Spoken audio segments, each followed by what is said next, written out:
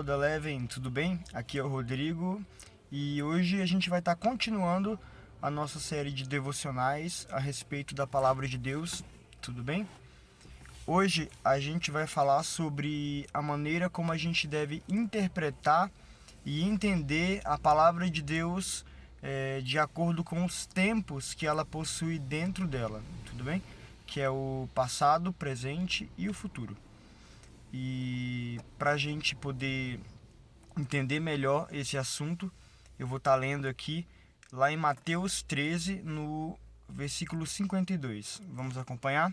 Diz assim: Mas todo mestre da lei, instruído acerca do reino de Deus, é como um pai de família que sabe tirar do seu tesouro coisas novas e coisas velhas. Isso aí mesmo.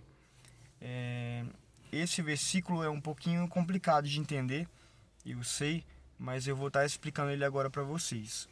Qual que é o contexto dele? Jesus ele estava ensinando através de parábolas. E aí ele falava algumas coisas e o povo não conseguia entender o que ele estava falando.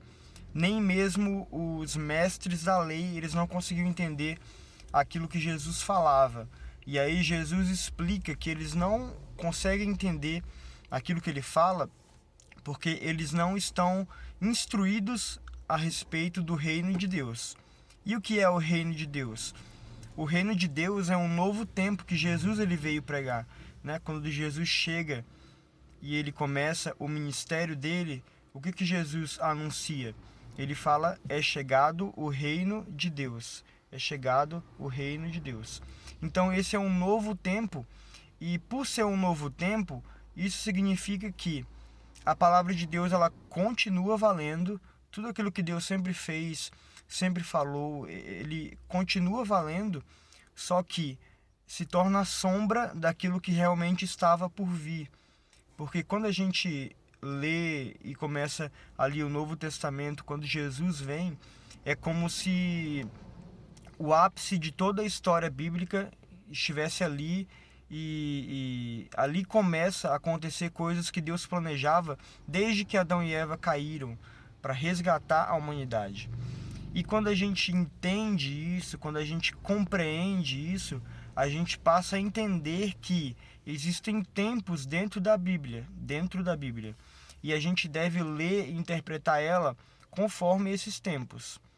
E para dar um exemplo disso, vamos falar sobre sacrifício para perdão de pecado. Isso é uma coisa que mudou bastante com a mudança de tempos dentro da Bíblia, né? Um dos motivos que os mestres da lei não entendiam aquilo que Jesus pregava, porque ele sempre falou que ele ia para a cruz, que ele ia ser sacrificado para salvar as pessoas e tal. Eles não entendiam porque a única informação bíblica para eles que eles tinham era que se eles quisessem agradar a Deus através de um sacrifício, eles precisariam matar um carneiro, um boi, uma vaca, enfim, eles precisavam sacrificar um animal e oferecê-lo a Deus para que obtivessem o perdão dos pecados deles. E o inimigo está agindo aqui.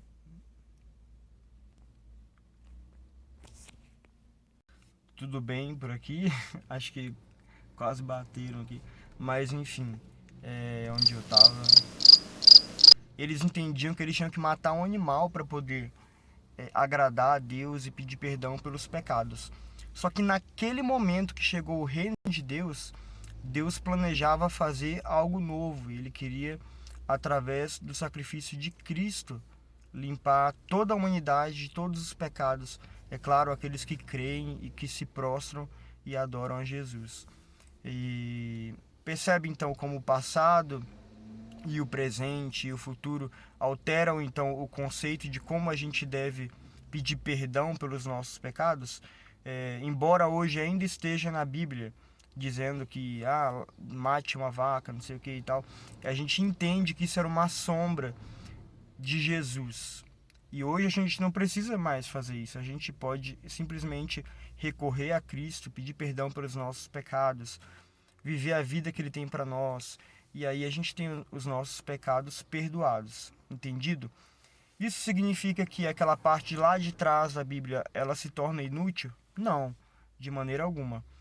Apenas mostra, como eu já falei aqui repetidamente, é para ficar na mente de vocês mesmo, que algumas coisas eram sombra daquilo que estava por vir.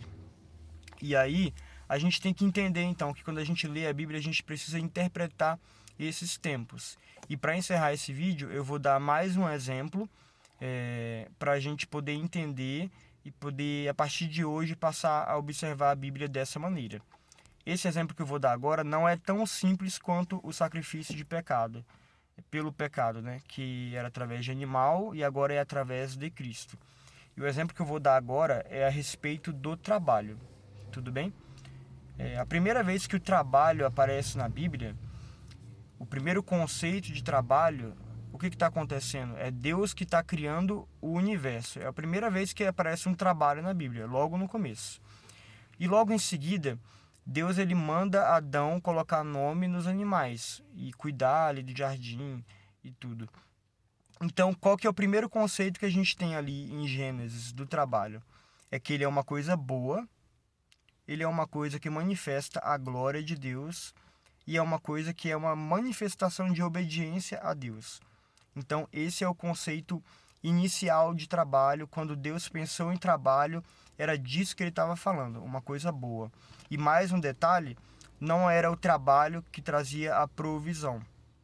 Adão ele tinha acesso a tudo que Deus deu para ele no jardim para comer. E toda a provisão dele vinha não do trabalho dele, mas daquilo que Deus havia dado para ele. Entendem? Então o trabalho era apenas uma manifestação da glória de Deus. Ele estava cuidando da criação de Deus, dando nome, profetizando sobre a criação de Deus. E aí a provisão não vinha disso, mas vinha do próprio Deus. Então é um pouco diferente do que a gente tem hoje, né? Porque lá em Gênesis 3, quando começa um novo tempo bíblico, que é quando a humanidade cai, quando Adão e Eva pecam, o trabalho ele já muda de conceito novamente. Porque Deus ele olha para Adão e fala assim: porque você pecou, agora você precisa trabalhar duro para tirar da terra o teu sustento. Então, o que aconteceu então nessa mudança de tempo? O trabalho que era uma coisa boa, que manifestava a glória de Deus, que manifestava obediência a Deus, se tornou o castigo de Adão. E Adão trazia do trabalho ali, de ali em diante, a sua provisão. Então ele tinha que trabalhar duro, ele tinha que lavrar a terra para conseguir o sustento que ele ia ter para poder comer, para poder agora se vestir, porque ele passou a precisar se vestir. Então mudou o conceito de trabalho. E quando a gente vai lendo a Bíblia ali no Antigo Testamento, a gente vai ver vários ensinamentos, várias observações a respeito do trabalho que tem a ver com aquele momento, o momento da queda, o conceito corrompido, digamos assim, do trabalho. Até que o tempo muda de novo e chega o reino de Deus. Perfeito? E quando Jesus chega anunciando o reino de Deus, ele incrivelmente resgata o conceito inicial de Gênesis do trabalho. Porque o que ele diz? Ele diz assim: o trabalho de vocês, de agora em diante, é colocar o reino de Deus em primeiro lugar e a sua justiça, e as demais coisas serão acrescentadas a vocês. E ele até acrescenta, né? Não se preocupem com o que vocês vão comer, com o que vocês vão vestir, aonde vocês vão morar, porque o Pai, ele está cuidando de vocês e ele vai dar essa provisão. Então, o trabalho que eu dou para vocês hoje, o fardo que eu deixo com vocês hoje é manifestar a glória de Deus, manifestar obediência a Deus, cuidar do reino dele. E aí as demais coisas vão ser acrescentadas automaticamente. Isso não significa que a gente não deve trabalhar e ser um médico, ser um dentista. Não, a gente com certeza deve, porque esses trabalhos que a gente tem são meios de realizar o nosso verdadeiro trabalho. Então, são apenas disfarces da gente viver pelo mundo, alcançar pessoas que a gente pode alcançar ali naquele meio de convivência. E aí a gente pode exercer o nosso verdadeiro trabalho, que é pregar o Evangelho de Jesus, que é mostrar a glória de Deus para as pessoas que estão perdidas e alcançar aqueles que só a gente pode alcançar, porque eles estão perto de nós, estão precisando de nós. E quando a gente coloca o reino de Deus em primeiro lugar, nos nossos planos, quando a gente pergunta para Deus, Deus, qual é a faculdade que o Senhor quer que eu faça para eu conviver com alguém, para eu poder pregar, para eu poder levar salvação ali, qual que é o teu propósito para a minha vida? É dessa maneira agora que a gente deve pensar sobre o nosso trabalho, e não como se ele fosse a nossa provisão. Eu vou fazer essa faculdade, eu vou entrar nessa empresa, porque eu vou ter uma provisão grande ali. Não, você precisa entender que a sua provisão vem de Deus. A partir do momento que você nasceu de novo, muda um pouco as regras do jogo para você. Qualquer pessoa do mundo que investir, que for atrás, ela vai conseguir ter dinheiro de volta. Agora você é um filho de Deus e Deus ele está no comando da sua vida. Então vai ter momentos da sua vida, com certeza, que Deus vai colocar a mão e vai segurar um pouco as coisas e vai falar assim, não, esse mês ele vai passar um pouquinho de dificuldade, porque eu quero ver como que ele vai reagir. E se Deus quiser, em algum momento ele pode tirar você do melhor emprego, colocar você no melhor emprego. Ele pode, no melhor emprego, a empresa não consegue te pagar, ou então no melhor emprego, a empresa consegue te pagar em dobro em outro mês. Enfim, a vida agora, quando você nasce de novo, quando você está em Cristo, ela muda novamente e reconcilia o conceito de trabalho que Deus tinha lá no começo. É uma manifestação da glória de Deus, é uma manifestação de obediência a Deus, e não é dele que vem a nossa provisão, mas sim do próprio Deus. E mais à frente, para encerrar, Paulo, na doutrina lá, Paulo ele vai completar esse conceito de trabalho. Ele fala que aquele que não trabalhe, que também não coma.